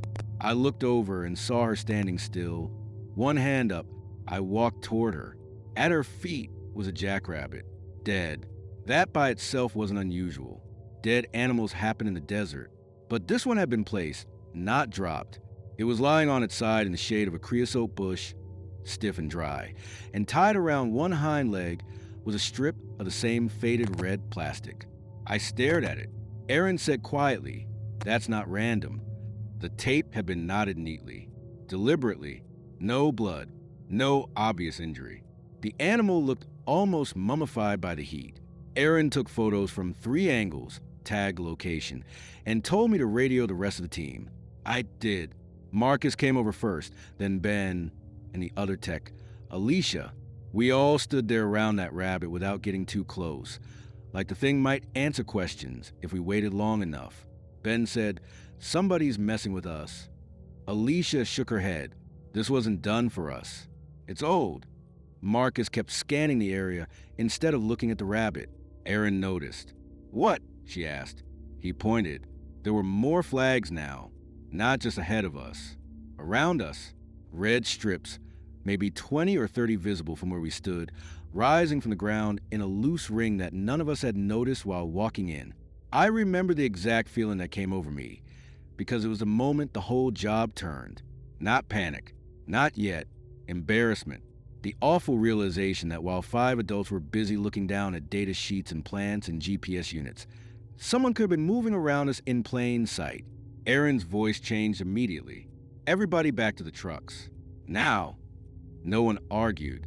We walked fast, not running but close.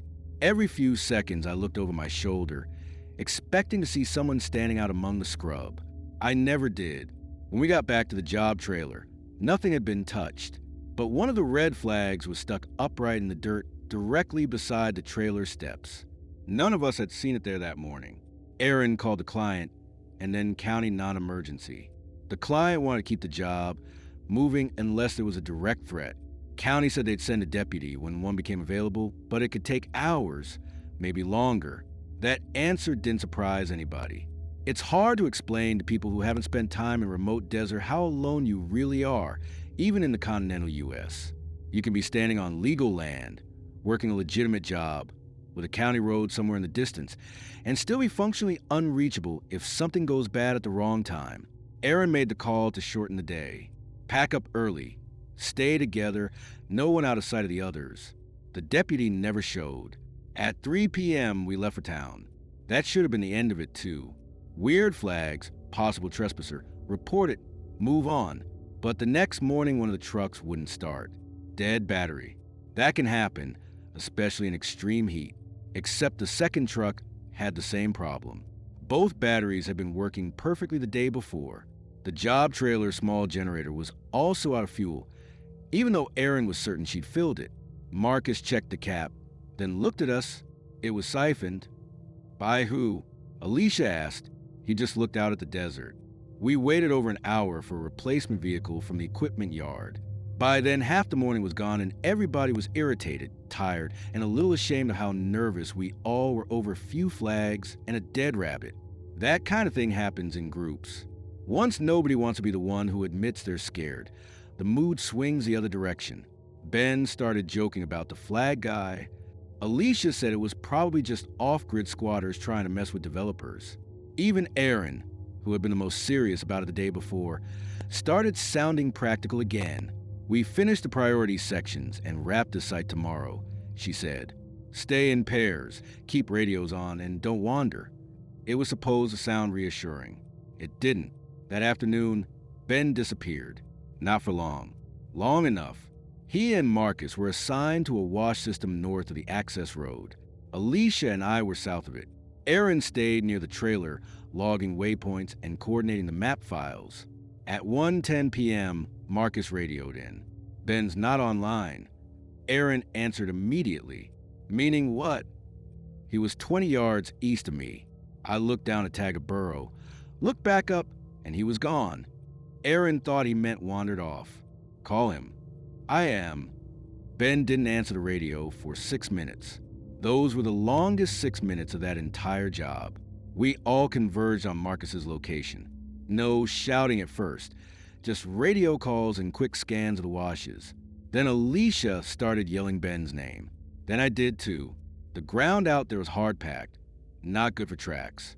The washes cut visibility into weird angles. You could lose sight of someone fast if they drop behind a bank, but you should still hear them. A grown man doesn't vanish from 30 yards away in open desert without a reason.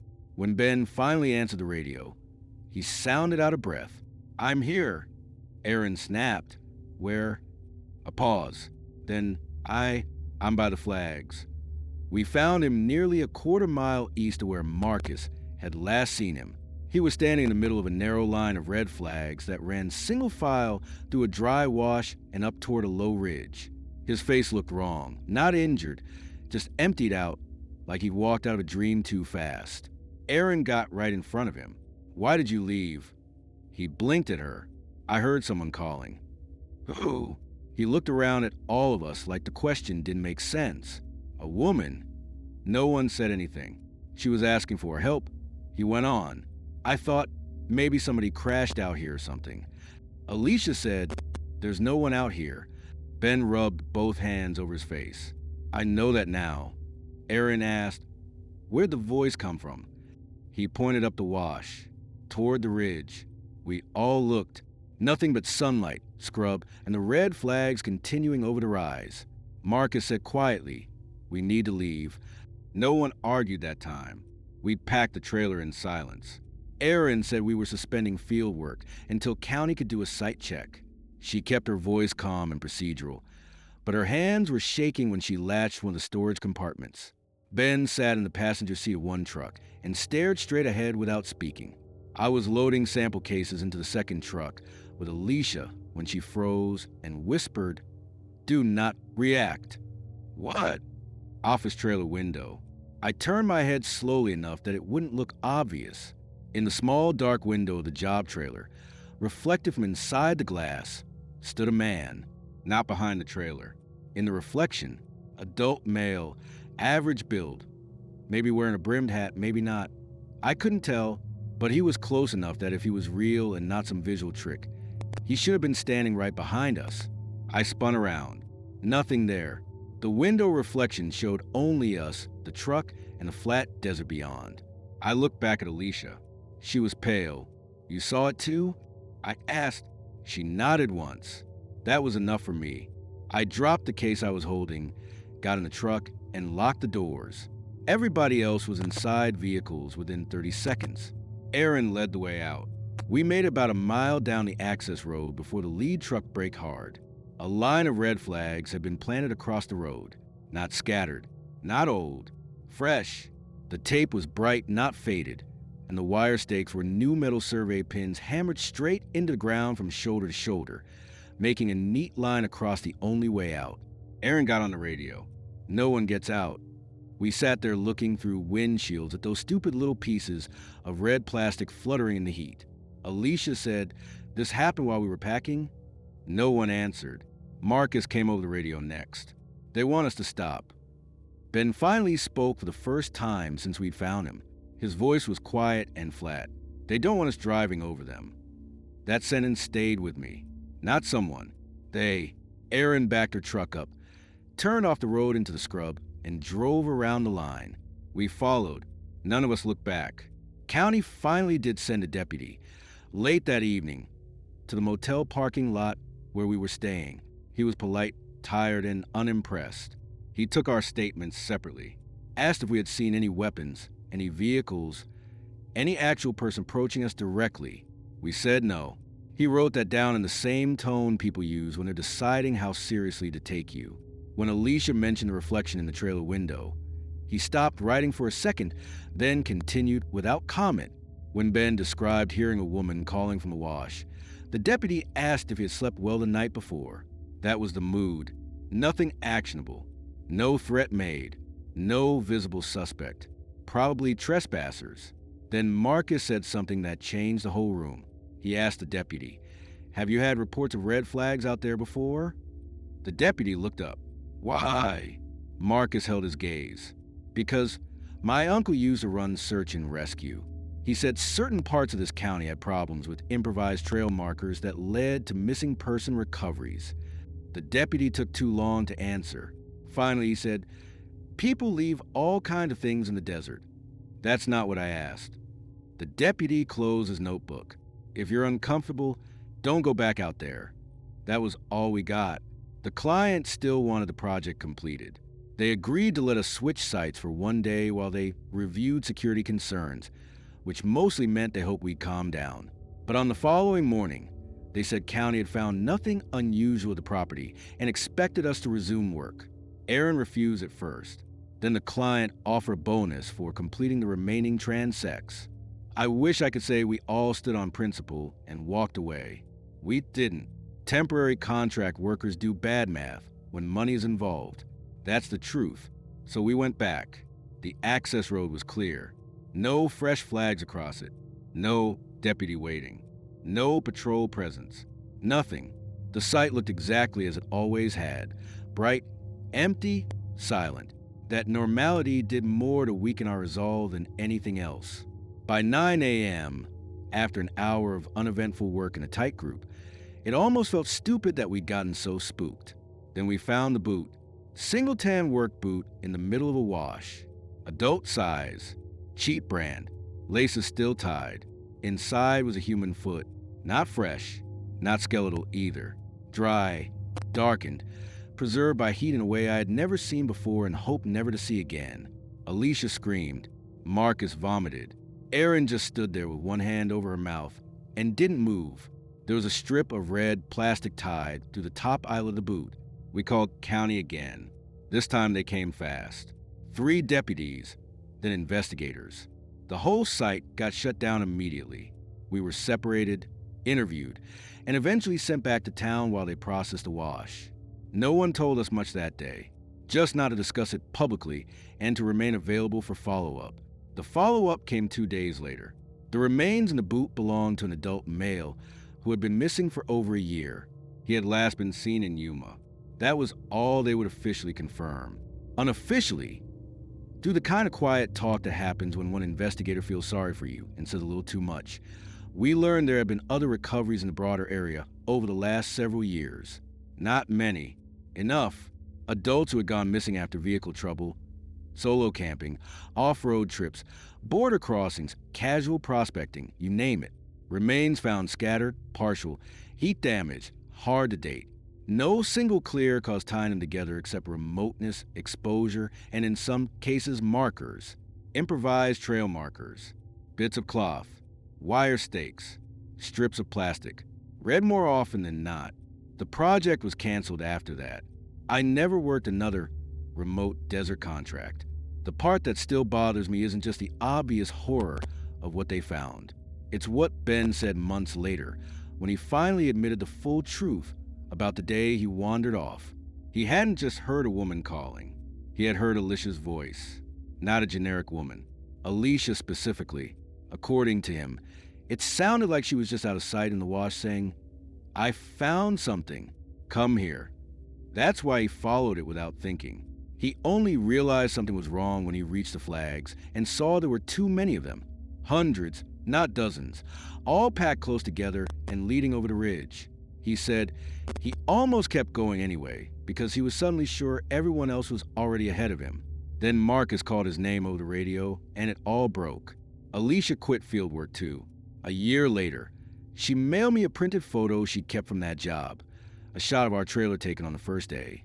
Before anything went bad, she'd gone back through her files after the boot was found and noticed something in the background. At the edge of the frame, far beyond the trailer, and just barely visible among the scrub, there are 3 upright shapes, adult-sized, too far away to identify. They could be fence posts. They could be heat distortion. They could be 3 men standing still and watching us unload equipment. I still have that photo in a drawer, and every now and then I make the mistake of looking at it again. The reason I'm telling this at all is because people still think the desert is dangerous in a simple way. Heat, snakes, flash floods, running out of gas.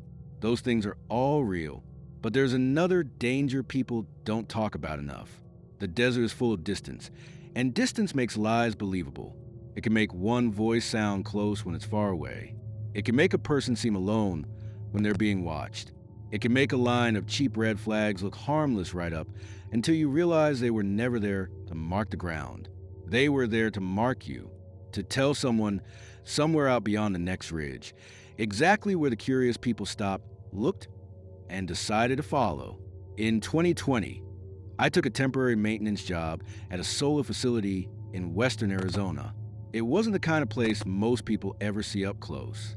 From the highway, all you notice is a glittering spread of panels somewhere out beyond the dust and scrub, and maybe a chain link fence catching the sun. But inside the perimeter, it felt like its own little country. Rows of dark blue-black panels, service roads, inverter stations, metal sheds, and a few concrete pads where technicians could stop, eat lunch, and get out of the heat for a few minutes. I was 34, recently laid off, and desperate enough to take almost anything that paid decent money. The work was simple. Inspect panel rows for damage, check support posts, replace blown fuses, clear debris, log equipment issues, and sometimes escort outside contractors who came in to service specialized gear. The site was huge. Too huge for the number of people working it. On most days, there were only 6 or 7 of us spread over several square miles.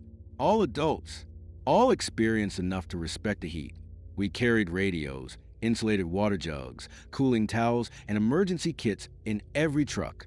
There were rules about the desert too, not just machinery. Do not walk panel rows alone after dark. Do not assume you can cut cross-country if a road is blocked. If you find an unknown person inside the perimeter, call in before you approach. And if you ever come across a shade structure that isn't on the map, report it and leave immediately. That last rule sounded so specific that I laughed the first time I heard it. The safety coordinator, a man named Victor, didn't laugh back. He was in his 50s, sun-cooked, severe, and not the kind of person who enjoyed repeating himself. If it's not marked on the site map, he said, "You do not use it." I asked why. He shrugged once. Because if it wasn't there yesterday and it's there today, something's wrong. It sounded like superstition. Maybe some old desert worker saying. I figured somebody years ago had found a homeless camp or an illegal hunting blind on company land, and they turned it into a policy. I forgot about it for the first 3 weeks. Then one Friday in August, a contractor named Nolan went missing for almost 4 hours. He turned up just before sunset on the Eastern Service Road, walking without his hard hat, without his tool bag, and without either the 2 full water bottles he'd started the day with. He wasn't injured. Not visibly, anyway. But he looked terrible. He was pale under the sunburn, lips dry and cracked, eyes red around the edges like he hadn't blinked in a long time. Victor brought him into the operations trailer, sat him down under the AC, and started asking questions while the rest of us pretended not to listen. Nolan's story was simple, but the way he told it wasn't. He said he'd stopped at one of the lunch pads for shade. That wasn't unusual. There were several metal shade structures around the site, basically roof frames over concrete with picnic benches underneath. Nothing fancy, but enough to keep you from cooking in direct sun. The problem was, the structure Nolan described wasn't on the map. Victor asked him 3 times where it was. Each time Nolan pointed in a slightly different direction. Finally, Victor took the site map from a wall and laid it on the table. "Which pad?" he asked. Nolan leaned forward, squinting, and tapped a blank area in the southeast array field. "There," Victor said. "There's nothing there." Nolan stared at the map a moment, then looked up and said something I still remember word for word. That was when I sat down. The room went very quiet. Victor rolled the map back up and ended the conversation right there. Told Nolan to drink water, cool off, and wait for a ride back to the motel. No formal report. No lecture. Nothing. That alone made the whole thing worse. If Victor had brushed it off, the rest of us would have done the same. Instead, he acted like he'd just heard something he was hoping never to hear again. After Nolan left, nobody said much of the rest of the shift. On the drive back to town, I asked one of the electricians, a guy named Sam, what the deal was. He kept his eyes on the road for a long time before answering. 3 years ago, he said, another contractor wandered off during a heat advisory. They found him after dark sitting under a shade structure that wasn't supposed to be there. I waited. Sam gripped the steering wheel a little tighter. He was alone when they found him, but he kept asking where the others went. Others who? Sam shook his head once. He never really explained. That should have been enough to keep me from thinking about it again. Instead, it did the opposite. Because once a workplace rumor gets under your skin, every normal thing starts looking like evidence. The empty panel rows, the heat shimmer over black glass, the way distances change under that kind of sun, the fact that a structure could probably be hidden between service lanes if you were standing at the wrong angle. The following Tuesday, I saw it, not up close, just in the distance. I was driving a side-by-side utility cart down a maintenance lane near the southeast arrays around 11:30 in the morning. The heat was already severe enough that the panel surfaces looked almost liquid in the glare. And there, 2 or 3 rows over, beyond a line of inverters, I saw the edge of a metal roof. At first, I assumed it was one of the normal lunch pads. Then I realized I was on the southeast end of the property. There weren't supposed to be any structures out there at all. I stopped the cart and stood up a little, trying to get a better angle. The roof was there for 1 second. Corrugated metal, pale and sun-blasted, supported by thin posts. Then I moved half a step, and it vanished behind the panel rows. A normal person would have radioed it, and immediately. I should have.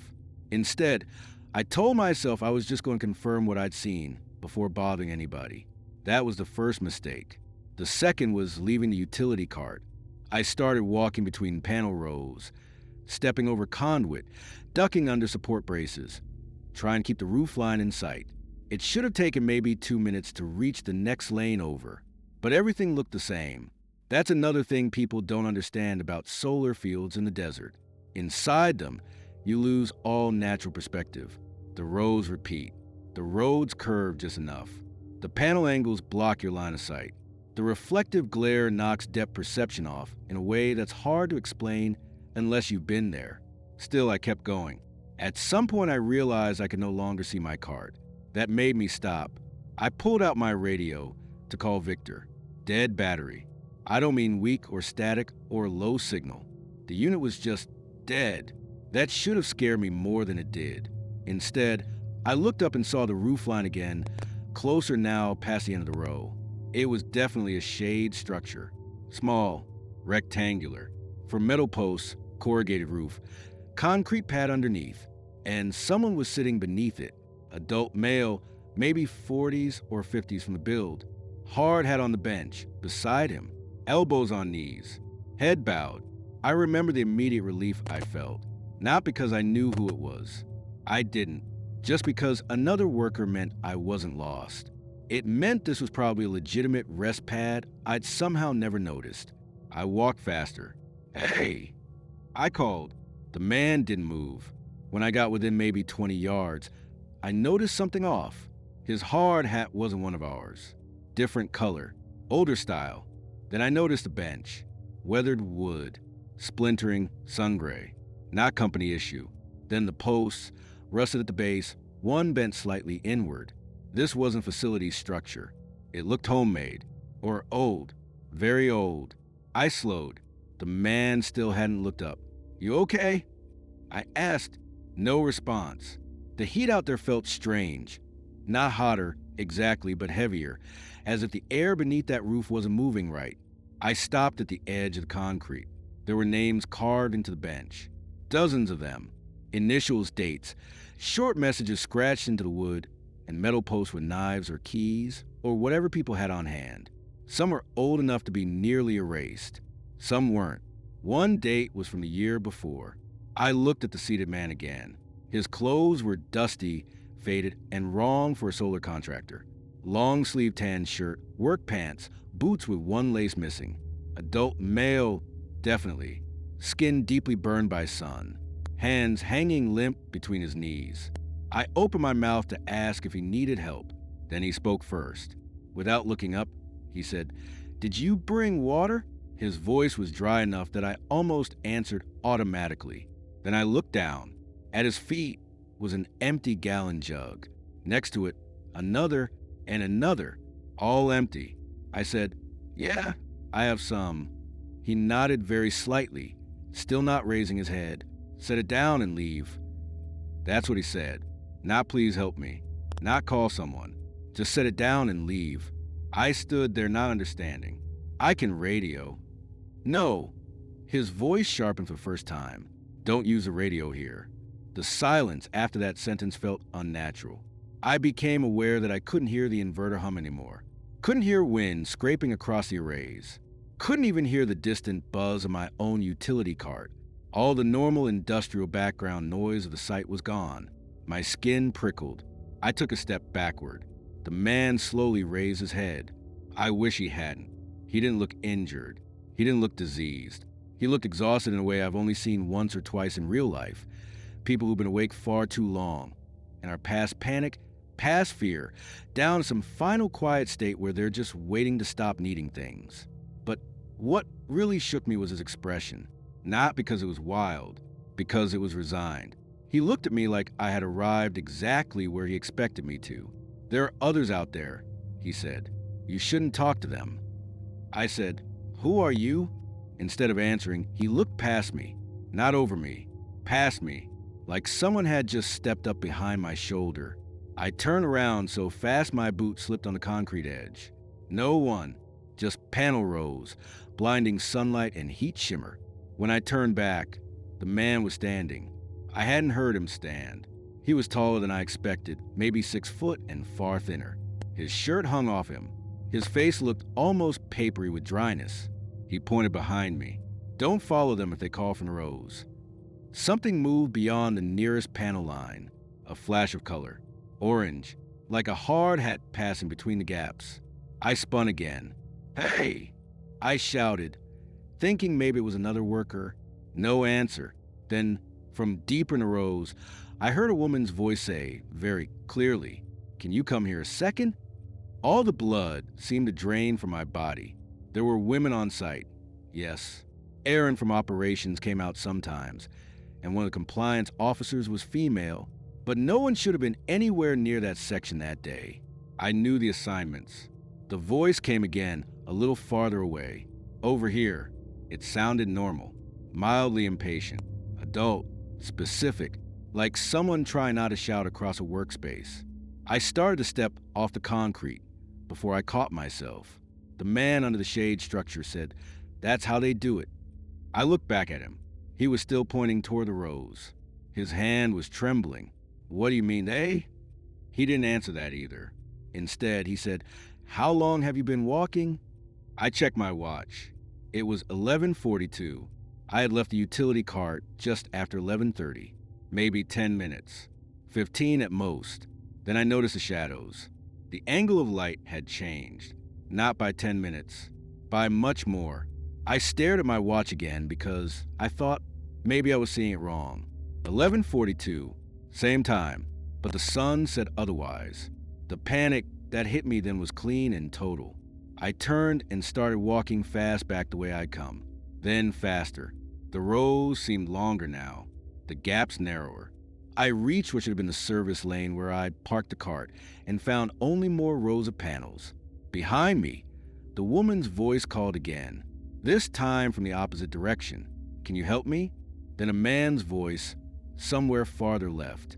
"Hey, over here." Then another, closer, urgent but not panicked. "We found the truck." I stopped dead. That was Sam's voice. Or something close enough to it that my body reacted before my brain did. I actually turned halfway toward it. Then I remembered what the man under the structure had said. Don't follow them if they call from the rows. I started running. I don't recommend running in that kind of heat, but there are times when instinct takes over and long-term consequences stop mattering. I ran until I reached a break in the rays and nearly collided with perimeter fence. Wrong side of the site. I had somehow crossed farther east than I should have been able to in that amount of time. My radio was still dead. My mouth felt dry enough to crack. I reached for my water bottle and froze. It was gone. I had no memory of dropping it. I looked down the lane behind me. At the far end, half obscured by panel shadows, stood 3 people. Adults. 2 men and 1 woman, from the shapes and clothing, too far away for faces.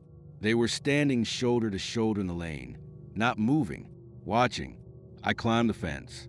I tore one glove and cut my palm on the top wire, dropped hard on the other side, and kept moving along the perimeter road until I saw a maintenance truck in the distance. Victor found me stumbling toward it and got me into the cab before I hit the ground. According to him, I'd been missing for almost 3 hours. My watch still said 11:42. They checked it later. Battery was fine. It started advancing normally again once I was back in the operations trailer. I told Victor everything. The structure, the man, the voices, the 3 people by the rows. He listened without interrupting. Then he asked one question. Did you give them water? I said no. He closed his eyes for a second in what looked almost like relief. That afternoon, they drove me and 2 supervisors back out to where I thought the structure had been. There was nothing there. No pad, no posts, no bench, no names carved into anything, no empty jugs, no footprints except our own and some old tire marks. They did find my water bottle, though it was sitting upright in the dirt between 2 array rows, full, factory seal unbroken. I know for a fact it was the same bottle I'd started the day with because I had written my name on the label in black marker. I had already opened it that morning. There should have been less than half left. Victor saw my face when he handed it to me. He took the bottle back without a word and threw it in a hazardous waste drum near the trailer. I quit at the end of the week. No argument, no notice. I just finished the paperwork, picked up my last check, and left. A month later, I called Sam and asked him a question I've been trying not to ask. What happened to the contractor from 3 years ago? He was quiet a long time. Then he said, they found him sitting under an old shade structure outside the mapped arrays. He was alive when they got to him. Barely. I asked what happened after that. Sam said he kept insisting there were people waiting out there who needed water. He said they couldn't leave the shade. I already knew I didn't want to rest, but I asked anyway. Did he recover? Sam answered in the kind of careful voice people use when the truth feels disrespectful. He made it to the hospital, didn't make it through the night. I didn't ask any more after that. That should have ended it, but it didn't. About a year later, I was driving through a completely different part of Arizona on my way to Nevada. I stopped at a roadside gas station, filled up, and went inside for a drink. At the bulletin board near the restrooms, among all the usual flyers for livestock auctions, house cleaning, and used trailers, there was a printed missing person notice. Adult male, mid-40s, last seen near Tonopah. The photo was small and low quality, but I recognized him immediately. The man from the shade structure. Same dry, tired face. Same long nose. Same deep lines around the mouth. I took the flyer down and brought it to the clerk, asking where it came from. He said someone had posted it months earlier. I asked if anyone ever found the man. The clerk shook his head. Nope, desert gets people. I left the flyer there because I didn't know what else to do. Sometimes I think about calling the number on it anyway, even now, even years later, just to ask one question. Did he always disappear near shade? But I never do. The reason I'm telling this story is because people think the desert kills you by force. Heat, thirst, exposure, getting lost. And that's true up to a point. But what nobody tells you is how badly your mind wants shelter out there. How quickly your judgment starts bending around the idea of rest. Shade, water, a place to sit down just for a minute. That's why the structure made sense when I first saw it. That's why Nolan sat under it. That's why whoever carved those names into the bench probably sat there too, one after another, thinking they'd found the one thing they needed most. And maybe they had. That's the part that still bothers me. Not that it appeared, that it knew exactly what it looked like.